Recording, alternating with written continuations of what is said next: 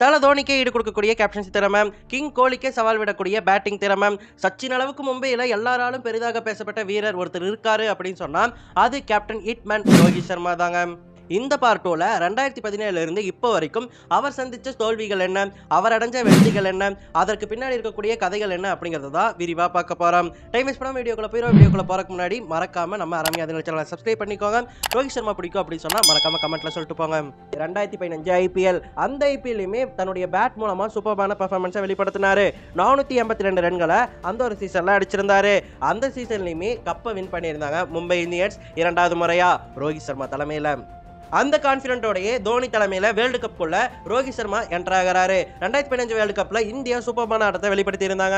ஆனா இந்த டோர்னமெண்ட்ல இருந்து நம்ம வெளியேற்றப்பட்டுட்டோம். இருந்தாலும் அந்த ஒரு டோர்னமெண்ட்ல 330 ரன்கள் அடிச்சிருந்தாரு. நல்ல ஒரு பெர்ஃபார்மன்ஸை கொடுத்திருந்தாரு. குவார்டர் ஃபைனல்ல பங்களாதேஷ்க்கு எதிராக 137 ரன்களை கோச்சிருந்தாரு 126 பாலுக்கு. அதன் பிறகு 2015 T20 போட்டி ஒன்று நடக்குதுங்க சவுத் ஆப்பிரிக்காவுக்கு எதிராக. அந்த போட்டியில தான் தன்னுடைய முதல் T20 சதத்தை பதிவு செஞ்சாரு ரோஹித் சர்மா. அதன் பிறகு 2016 ஒரு ஸ்லைட் டிப் தெரிஞ்சிச்சுங்க. இருந்தாலுமே ஆஸ்திரேலியாவுக்கு எதிராக அவர் 171 ரன்களை ஒரு ஓடிஐ போட்டியில கோச்சிருந்தாரு. அதன் பிறகு 2017 ஸ்டார்ட் ஆகுது. 2017 ஐபிஎல் மூணாவது முறையா மும்பை இந்தியன்ஸ் கப்பை தூக்குறாங்க. 3 முறை கப்படிச்ச முதல் அணி அப்படிங்கிற சாதனையை ரோஹித் சர்மா வன்கோ வாங்குறாங்க. அந்த சந்தோஷத்தை தொடர்ந்து ஸ்ரீலங்காவுக்கு டூர் போறாங்க இந்திய அணி. அந்த டூர்லயுமே சூப்பரா ஆடி இருந்தார் ரோஹித் சர்மா. அந்த டூர்ல தாங்க 208 ரன்களை ஒரு மேட்ச்ல கோச்சிருந்தாரு. மூணாவது முறையா டபுள் செஞ்சுரி அடிச்சிருந்தாரு. 153 பாலுக்கு 208 ரன்களை அடிச்சு 3 முறை டபுள் செஞ்சுரி அடிச்ச ஒரே பேட்ஸ்மேன் அப்படிங்கிற பெயரை இப்போ வரைக்கும் ரோஹித் சர்மா வச்சிருக்காருங்க. என்னதான் ஐபிஎல்ல ஒரு சக்சஸ்ஃபுல் கேப்டனா இருந்தாலுமே தோனிக்கு பிறகு விராட் கோலி தான் இந்திய அணியின் கேப்டனா மாறி இருந்தாரு. ரோஹித் சர்மா கேப்டனா இருந்தா நல்லா இருக்கும் அப்படின்னு சொல்லி தான் நிறைய பேர் நினைச்சிருந்தாங்க. அதுக்கேற்ற மாதிரியே 2018 ஏசியா கப்ல விராட் கோலிக்கு இந்திய அணி ரெஸ்ட் கொடுத்திருந்தாங்க. அதனால அந்த ஒரு டோர்னமெண்ட்ல இந்தியாவின் கேப்டனா மாறி இருந்தாரு ரோஹித் சர்மா. அந்த ஒரு ஏசியா கப்ல ரொம்பவே நல்லா ஆடி இருந்தாரு. பேட் மூலமாவே 105 ஆவரேஜ் வச்சிருந்தாருங்க. 317 ரன்களை அடிச்சிருந்தாரு. அந்த டோர்னமெண்ட்ல ஏசியா கப்பையும் அடிச்சிருந்தாரு ரோஹித் சர்மா. கேப்டனா வந்த முதல் டோர்னமெண்ட்லயே அவர் கப் அடிச்சிருந்தாரு அப்படிங்கிறது குறிப்பிடப்பட வேண்டிய விஷயம். அதன் பிறகு 2019 தான் ரோஹித் சர்மாவுடைய சக்சஸ்ஃபுல் இயர் அப்படின்னு சொல்லலாம். ஏன்னா அந்த வருஷம் மட்டும் எல்லா ஃபார்மேட்லயும் சேர்த்து 2442 ரன்களை கோச்சிருப்பாரு ரோஹித் சர்மா. டெஸ்ட்லயுமே டபுள் செஞ்சுரி அடிச்சிருப்பாரு. இப்படிப்பட்ட சக்சஸ்ஃபுல் இயர்ல 2019 வேர்ல்டு கப் குள்ளையும் ரோஹித் சர்மா என்ட்ரானாரு. வேர்ல்டு கப்பையும் சும்மா விடுவாரா? அந்த வேர்ல்டு கப்ல யாருமே பார்க்காத ஆட்டத்தை ஆடினாருங்க. இப்போ வரைக்கும் கண்ணுக்குள்ள நிக்குது. அந்த டோர்னமெண்ட்ல 5 செஞ்சுரியை விளாசி இருந்தாரு. அதுலயும் குறிப்பா பாகிஸ்தானுக்கு எதிராக அவர் ஆடின ஆட்டம் இருக்கு. இப்போ வரைக்கும் பார்த்துட்டே இருக்க தோணுது. ஹைலைட்ல நான் அடிக்கடி பார்ப்பேன். சூப்பரான ஆட்டத்தை வெளிப்படுத்தி 140 ரன்களை 113 பாலுக்கு அவர் அடிச்சிருப்பாரு அந்த பாகிஸ்தானுக்கு எதிராக நடந்த மேட்ச்ல. கடைசியில செமிஃபைனல்ல இந்தியா தோத்துட்டாங்க அப்படிங்கிறது வருத்தம் தான். இருந்தாலும் அந்த டோர்னமெண்ட்ல சூப்பரா ஆடி 648 ரன்களை ரோஹித் சர்மா அடிச்சிருந்தாரு. மிடில் ஆர்டர் சரியா இருந்துருச்சு அப்படின்னு சொன்னா கண்டிப்பா அந்த டோர்னமெண்ட்ல கப் அடிச்சிருக்கலாங்க. தோனி ரிட்டையர்ட் ஆகிட்டாரு. அந்த வேர்ல்டு கப் ஞாபகம் வந்தாலே இதெல்லாம் தான் ஞாபகம் வருது. இதுக்கு நடுவில் 2019 ஐபிஎல் சீசன் முன்னாடியே முடிஞ்சிருந்துச்சு. அந்த ஐபிஎல் சீசன்லயுமே கப் அடிச்சிருந்தாங்க மும்பை இந்தியன்ஸ். ஸோ 4வது முறையா மும்பை இந்தியன்ஸ்க்காக கப்பை வாங்கி கொடுத்திருந்தாரு ரோஹித் சர்மா. அது அவருக்கு பழக்கமாகி போயிருச்சுங்க. ஒரு வருஷம் விட்டு ஒரு வருஷம் இவர் கப் அடிச்சிருவாரு அப்படின்னு சொல்லி எல்லாரும் முடிவு பண்ணிட்டாங்க. அதன் பிறகு 2020 ஐபிஎல் வருது. கண்டிப்பா இந்த வருஷம் ஐபிஎல்ல கப் அடிக்க மாட்டாங்கன்னு சொல்லி தான் எல்லாரும் நினைச்சிருந்தாங்க. ஏன்னா ஒரு வருஷம் விட்டு ஒரு வருஷம் தானே அடிக்கிறாங்க. ஸோ அப்படி நினைச்சிருக்கும் போது 2020 ஐபிஎல்லையுமே கப்பை தூக்க வச்சிருப்பாரு மும்பை இந்தியன்ஸை ரோஹித் சர்மா. அதன் மூலமா 5 முறை கப்படிச்ச முதல் கேப்டன் அப்படிங்கிற பெயரை ரோஹித் சர்மா வாங்கி இருந்தாரு. அதற்கு அடுத்த வருஷமான 2021 கிரிக்கெட் ரசிகர்களுக்கே சோகமான வருஷம் சொல்லலாம். ஏன்னா நிறைய மேட்சஸ் நடக்கல. 2020லயும் 2021லயும் அதிக மேட்சஸ் லாக்டவுனால நடக்கவே இல்லை. ஆனா 2021 இறுதியில பாத்தீங்கன்னா ஒரு சர்ப்ரைஸ் வருது. அதுதான் ரோஹித் சர்மா ரசிகர்களை துள்ளி குதிக்க வச்சுன்னு சொல்லலாம். ஏன்னா ரொம்ப நாள் காத்திருந்த கேப்டன்ஷிப் பதவி ரோஹித் சர்மாக்கு கொடுக்கப்படுது.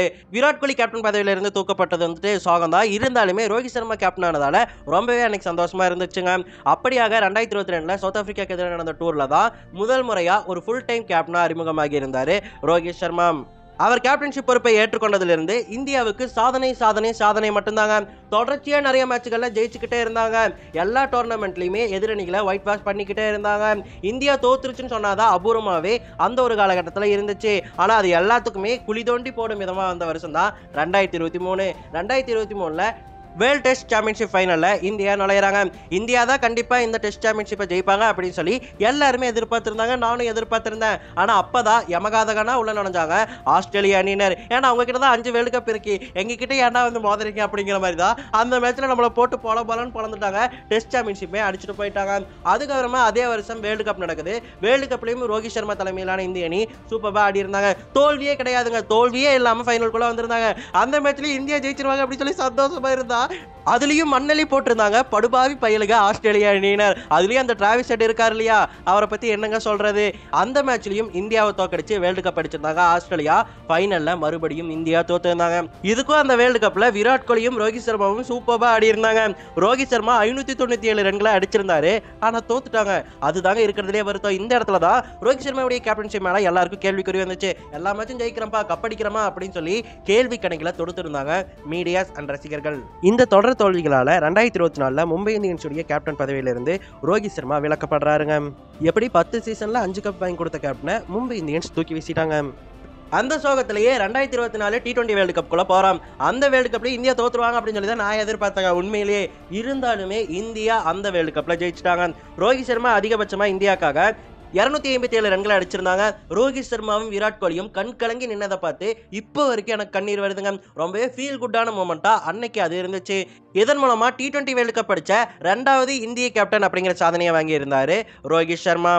அந்த டோர்னமெண்ட்ல தோல்வியே இல்லாம இந்தியா ஜெயிச்சிருந்தாங்க. ரொம்பவே சந்தோஷமா அந்த ஒரு காலகட்டம் போச்சு.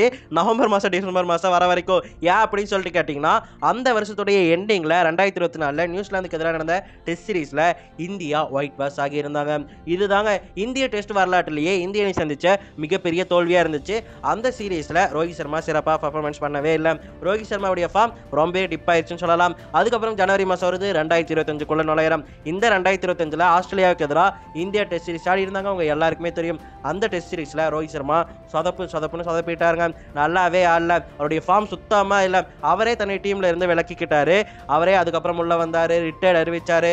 ரோஹித் சர்மா டெஸ்ட்ல இருந்து ரிட்டையர்ட் ஆகி வெளியே போயிருந்தாரு.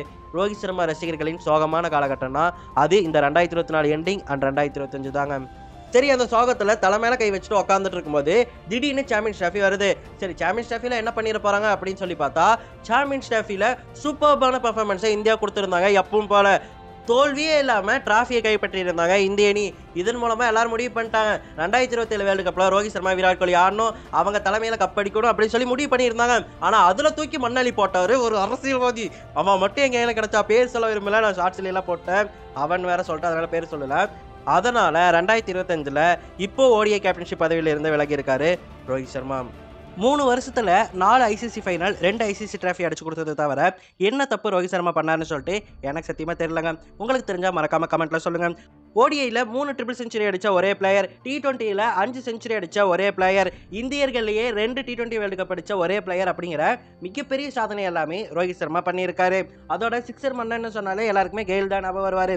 ஆனா இன்டர்நேஷனல் கிரிக்கெட்லயே கெயிலை விட அதிக சிக்ஸர்கள் விளையாடினது ரோஹித் சர்மா தாங்க. அதனாலதான் அவருக்கு பெயர் ஹிட்மேன் சொல்றாங்க. ஏன்னா 697 சிக்ஸஸ் வெறும் 499 மேட்சஸ்ல அவர் விளையாடி இருக்காரு. ஒட்டுமொத்தமா இந்தியாவுக்காக 499 போட்டிகள்ல 19,700 ரன்களை கோச்சிருக்காரு ரோஹித் சர்மா. இப்படி ஐபிஎல்லையும் சரி, இன்டர்நேஷனல் கிரிக்கெட்லையும் சரி, என்டர்டைன்மெண்ட்னா என்ன, ஒரு கிரிக்கெட்டை எப்படி பார்க்கணும் அப்படிங்கிறத நமக்கு கற்றுக் கொடுத்துட்டு போயிருக்காரு ரோஹித் சர்மா. அவருக்கு நம்ம தேங்க்யூ சொல்லியே ஆகணுங்க. அவருடைய யாரா இல்லை அப்படின்னு சொன்னால் நம்ம இந்த அளவுக்கு என்ஜாய் பண்ணி ஐபிஎல்லையும் சரி இல்லை இன்டர்நேஷனல் கிரிக்கெட்டையும் சரி பார்த்துருக்கவே மாட்டோம். ஸோ இந்த நேரத்தில் thank you Rohit Sharma for every thing, for this memory. இந்த நினைவுகளுக்கு ரொம்ப ரொம்ப நன்றி கேப்டன் ரோஹித் சர்மா. அப்படின்னா உங்க ஹீரோ தோத்துட்டானா? தோத்துட்டான். அடுத்து என்ன பண்ண போறான் உங்க ஹீரோ? இல்ல கிவ் அப்?